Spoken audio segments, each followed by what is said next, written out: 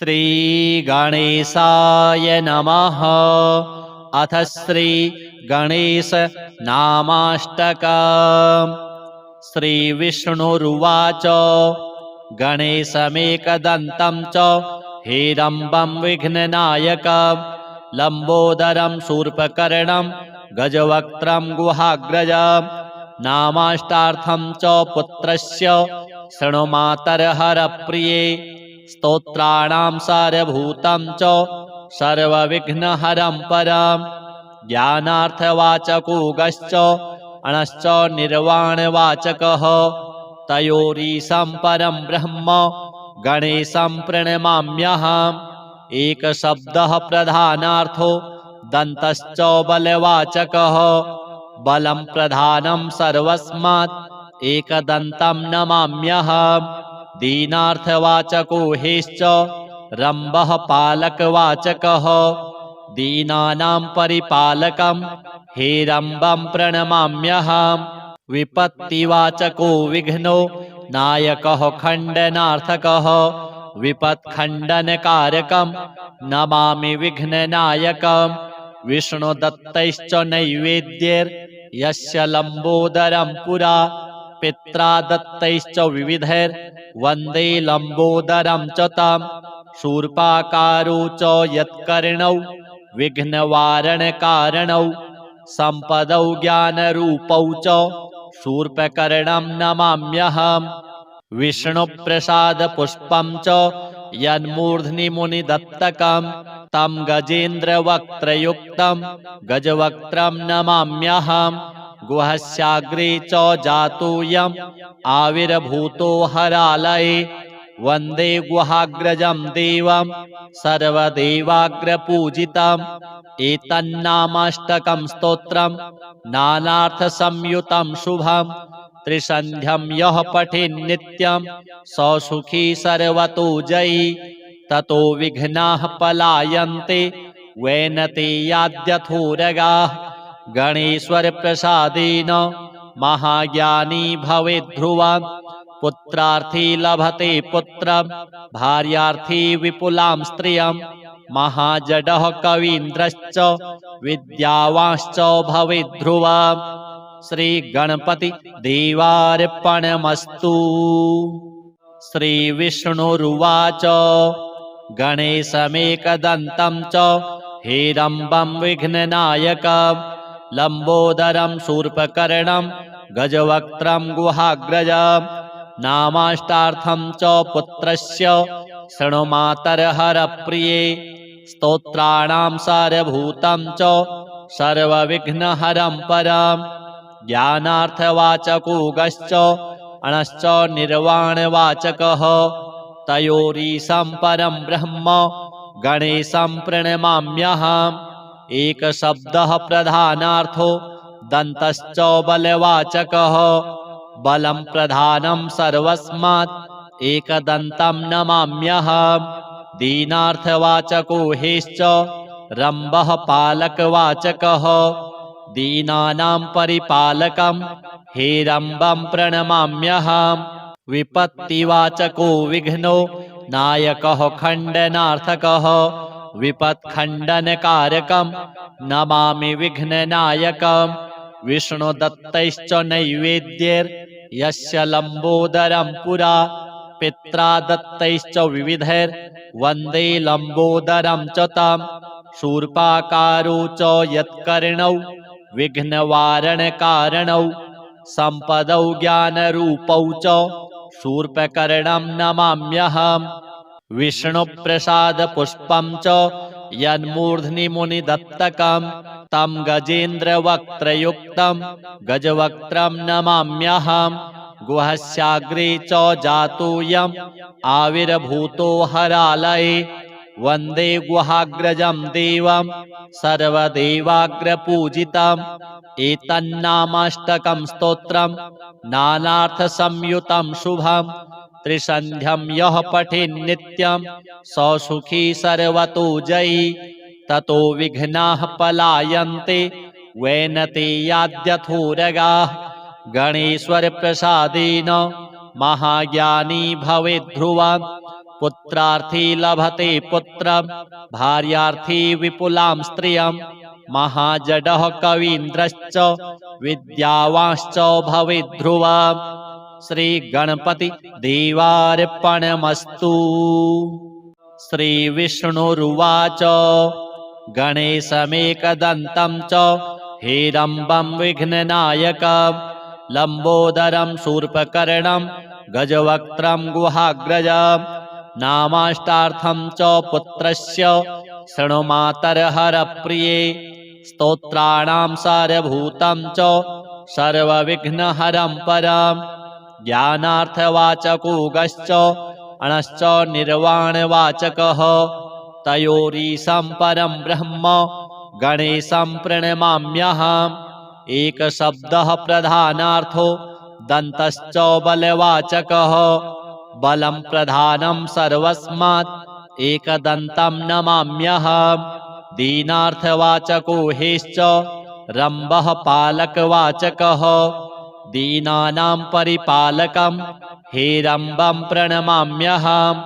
विपत्तिवाचको विघ्नो नायकः खण्डनार्थकः विपत्खण्डनकारकं नमामि विघ्ननायकं विष्णुदत्तैश्च नैवेद्यैर्यस्य लम्बोदरं पुरा पित्रा दत्तैश्च विविधैर्वन्दे लम्बोदरं च तं शूर्पाकारो च यत्कर्णौ विघ्नवारणकारणौ सम्पदौ ज्ञानरूपौ च शूर्पकर्णं नमाम्यहम् विष्णुप्रसादपुष्पं च यन्मूर्ध्नि मुनिदत्तकं तं गजेन्द्रवक्त्रयुक्तं गजवक्त्रं नमाम्यहम् गुहस्याग्रे च जातोऽयम् आविर्भूतो हरालये वन्दे गुहाग्रजं देवं सर्वदेवाग्रपूजितम् एतन्नामाष्टकं स्तोत्रं नानार्थसंयुतं शुभं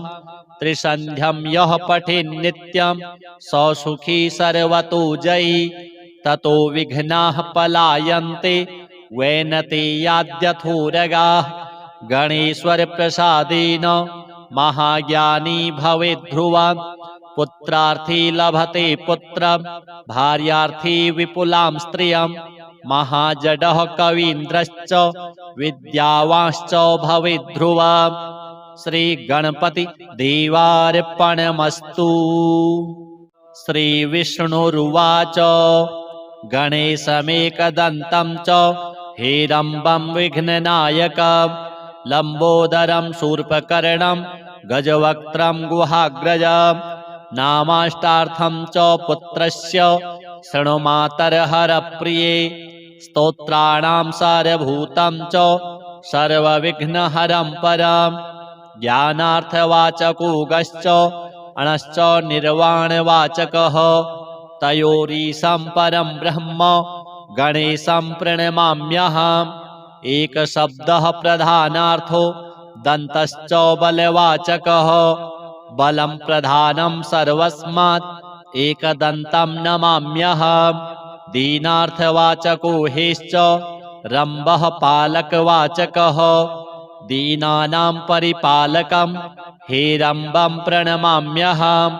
विपत्तिवाचको विघ्नो नायकः खण्डनार्थकः विपत्खण्डनकारकं नमामि विघ्ननायकं विष्णुदत्तैश्च नैवेद्यैर्यस्य लम्बोदरं पुरा पित्रा दत्तैश्च विविधैर्वन्दे लम्बोदरं च तं शूर्पाकारो च यत्कर्णौ विघ्नवारणकारणौ सम्पदौ ज्ञानरूपौ च शूर्पकर्णं नमाम्यहम् विष्णुप्रसादपुष्पं च यन्मूर्ध्नि मुनिदत्तकं तं गजेन्द्रवक्त्रयुक्तं गजवक्त्रं नमाम्यहम् गुहस्याग्रे च जातोऽयम् आविर्भूतो हरालये वन्दे गुहाग्रजं देवं सर्वदेवाग्रपूजितम् एतन्नामाष्टकं स्तोत्रं नानार्थसंयुतं शुभं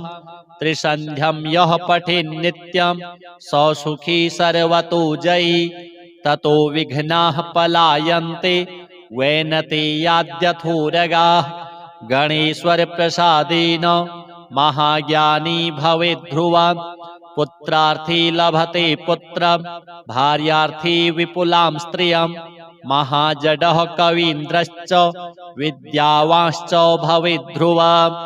श्री गणपति देवार्पणमस्तु। श्री विष्णुरुवाच गणेशमेकदन्तं च हेरम्बं विघ्ननायकं लम्बोदरं शूर्पकर्णं गजवक्त्रं गुहाग्रजं नामाष्टार्थं च पुत्रस्य शृणु मातर्हरप्रिये स्तोत्राणां सारभूतं च सर्वविघ्नहरं परं ज्ञानार्थवाचको गश्च अणश्च निर्वाणवाचकः तयोरीशं परं ब्रह्म गणेशं प्रणमाम्यहम्। एकशब्दः प्रधानार्थो दन्तश्च बलवाचकः बलं प्रधानं सर्वस्मात् एकदन्तं नमाम्यहम्। दीनार्थवाचको हेश्च रम्भः पालकवाचकः दीनानां परिपालकं हेरम्बं प्रणमाम्यहम्। विपत्तिवाचको विघ्नो नायकः खण्डनार्थकः विपत्खण्डनकारकं नमामि विघ्ननायकं।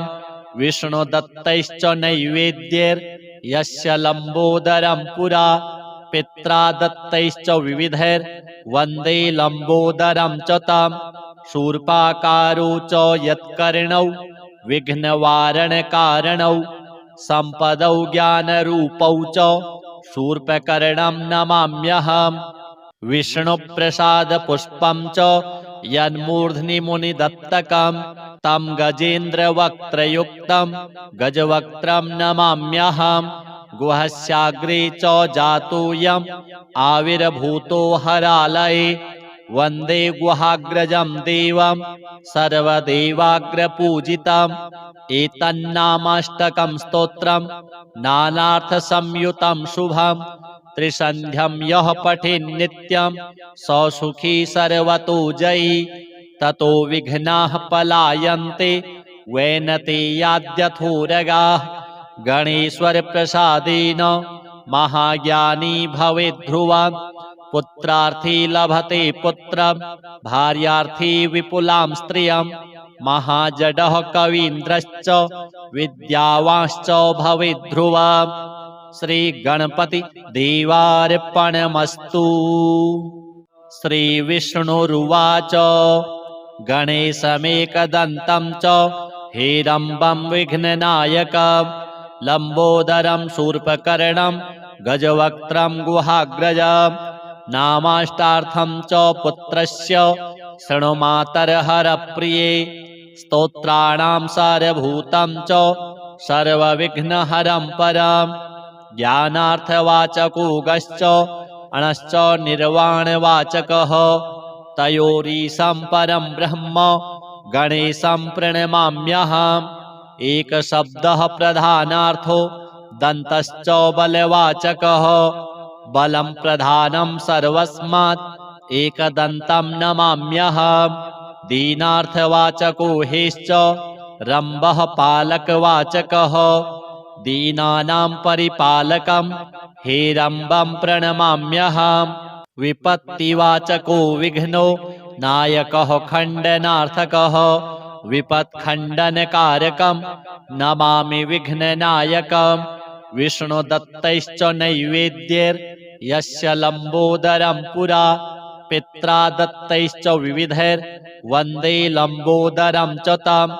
शूर्पाकारो च यत्कर्णौ विघ्नवारणकारणौ सम्पदौ ज्ञानरूपौ च शूर्पकर्णं नमाम्यहम्।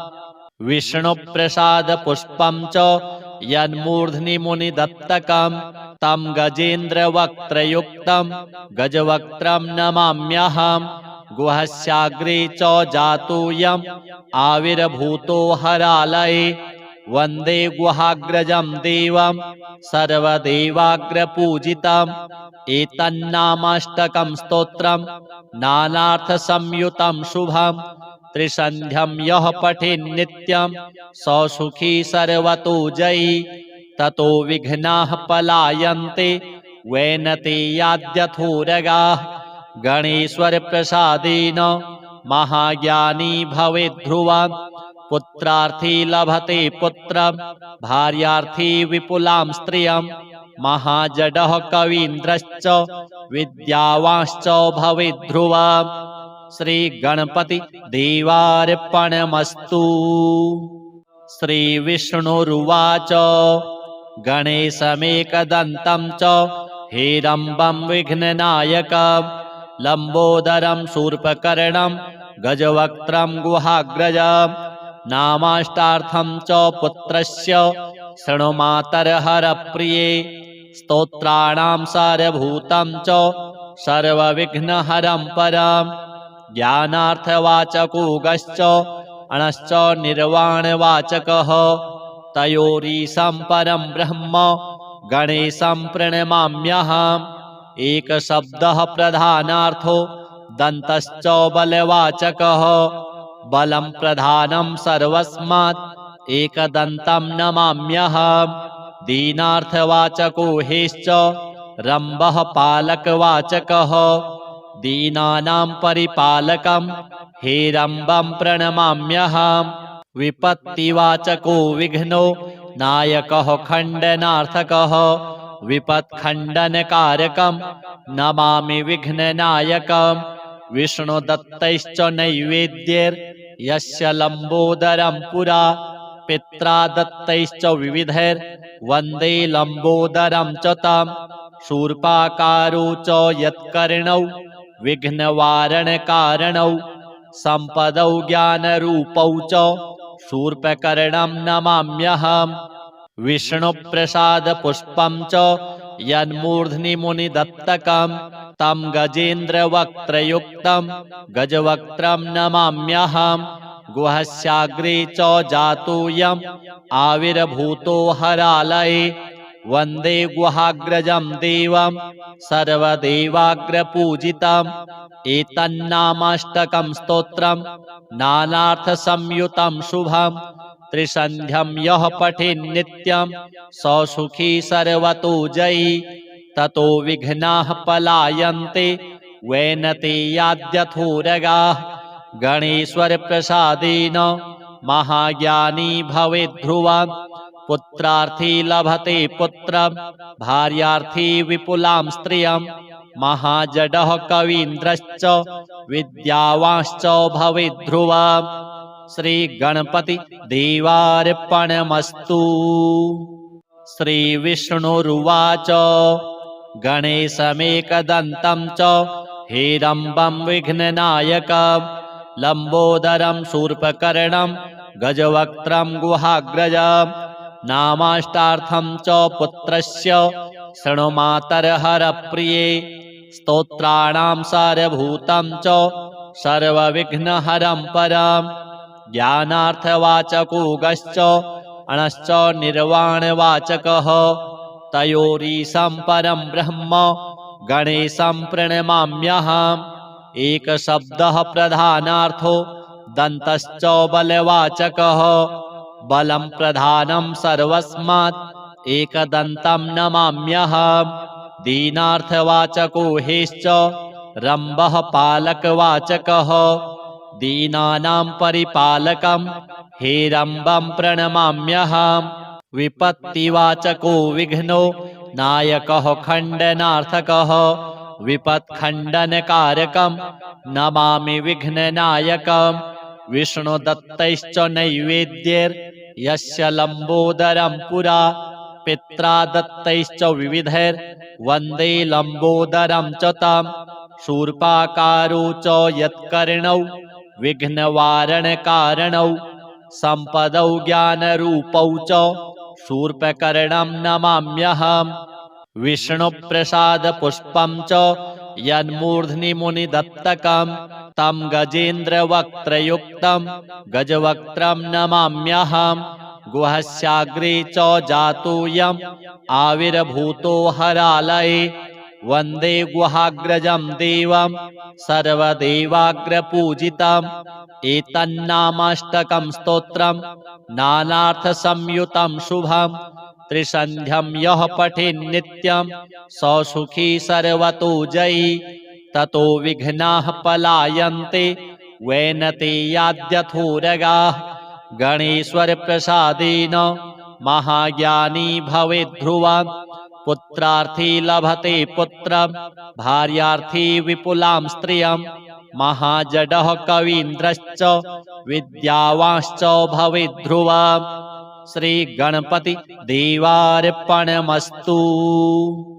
श्रीविष्णुरुवाच गणेशमेकदन्तं च हेरम्बं विघ्ननायकं लम्बोदरं शूर्पकर्णं गजवक्त्रं गुहाग्रजं नामाष्टार्थं च पुत्रस्य शृणुमातर्हरप्रिये स्तोत्राणां सारभूतं च सर्वविघ्नहरं परं ज्ञानार्थवाचको गश्च अणश्च निर्वाणवाचकः तयोरीशं परं ब्रह्म गणेशं प्रणमाम्यहम् एकशब्दः प्रधानार्थो दन्तश्च बलवाचकः बलं प्रधानं सर्वस्मात् एकदन्तं नमाम्यहम् दीनार्थवाचको हेश्च रम्भः पालकवाचकः दीनानां परिपालकं हेरम्बं प्रणमाम्यहम्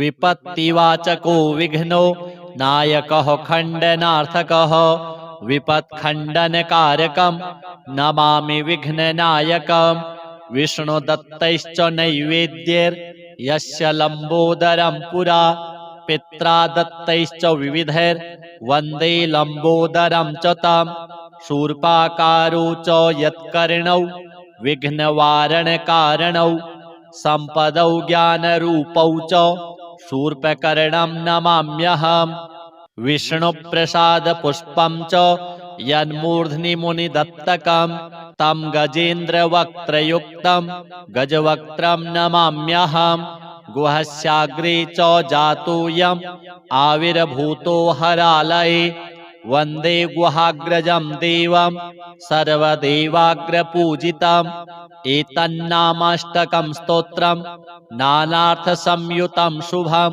त्रिसन्ध्यं यः पठेन्नित्यं स सुखी सर्वतो जयी ततो विघ्नाः पलायन्ते वैनते याद्यथोरगाः गणेश्वरप्रसादेन महाज्ञानी भवेद् ध्रुवं पुत्रार्थी लभते पुत्रं भार्यार्थी विपुलां स्त्रियं महाजडः कवीन्द्रश्च विद्यावांश्च भवेद् ध्रुवम् श्रीगणपति देवार्पणमस्तु।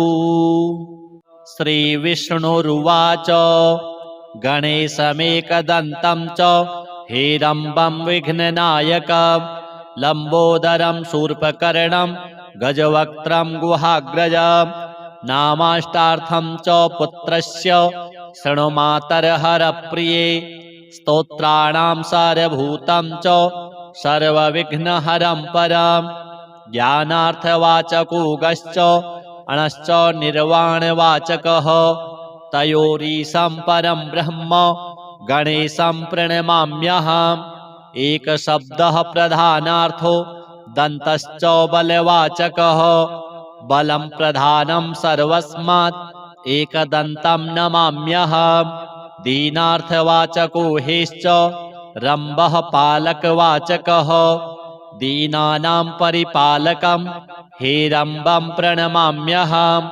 विपत्तिवाचको विघ्नो नायकः खण्डनार्थकः विपत्खण्डनकारकं नमामि विघ्ननायकं विष्णुदत्तैश्च नैवेद्यैर्यस्य लम्बोदरं पुरा पित्रा दत्तैश्च विविधैर्वन्दे लम्बोदरं च तं शूर्पाकारो च यत्कर्णौ विघ्नवारणकारणौ सम्पदौ ज्ञानरूपौ च शूर्पकर्णं नमाम्यहम् विष्णुप्रसादपुष्पं च यन्मूर्ध्नि मुनिदत्तकं तं गजेन्द्रवक्त्रयुक्तं गजवक्त्रं नमाम्यहम् गुहस्याग्रे च जातोऽयम् आविर्भूतो हरालये वन्दे गुहाग्रजं देवं सर्वदेवाग्रपूजितम् एतन्नामाष्टकं स्तोत्रं नानार्थसंयुतं शुभं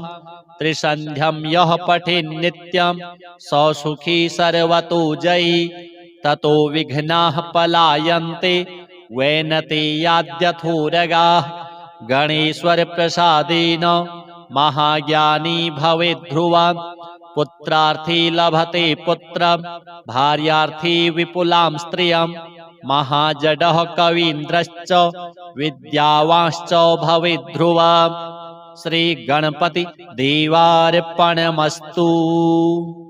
श्रीविष्णुरुवाच गणेशमेकदन्तं च हेरम्बं विघ्ननायकं लम्बोदरं शूर्पकर्णं गजवक्त्रं गुहाग्रजं नामाष्टार्थं च पुत्रस्य शृणु मातर्हरप्रिये स्तोत्राणां सारभूतं च सर्वविघ्नहरं परं ज्ञानार्थवाचको गश्च अणश्च निर्वाणवाचकः तयोरीशं परं ब्रह्म गणेशं प्रणमाम्यहम् एकशब्दः प्रधानार्थो दन्तश्च बलवाचकः बलं प्रधानं सर्वस्मात् एकदन्तं नमाम्यहम् दीनार्थवाचको हेश्च रम्भः पालकवाचकः दीनानां परिपालकं हेरम्बं प्रणमाम्यहम्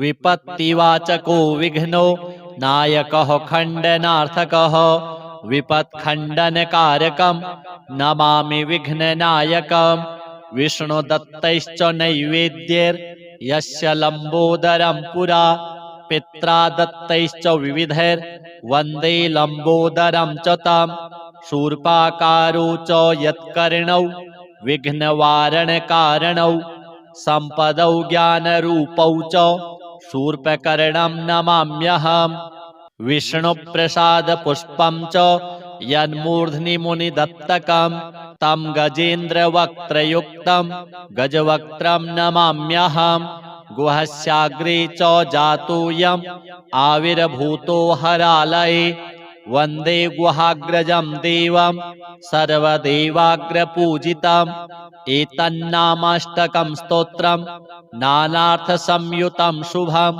त्रिसन्ध्यं यः पठेन्नित्यं स सुखी सर्वतो जयी ततो विघ्नाः पलायन्ते वैनते याद्यथोरगाः गणेश्वरप्रसादेन महाज्ञानी भवेद् ध्रुवम् पुत्रार्थी लभते पुत्रं भार्यार्थी विपुलां स्त्रियं महाजडः कवीन्द्रश्च विद्यावांश्च भवेद् ध्रुवम् श्रीगणपति देवार्पणमस्तु।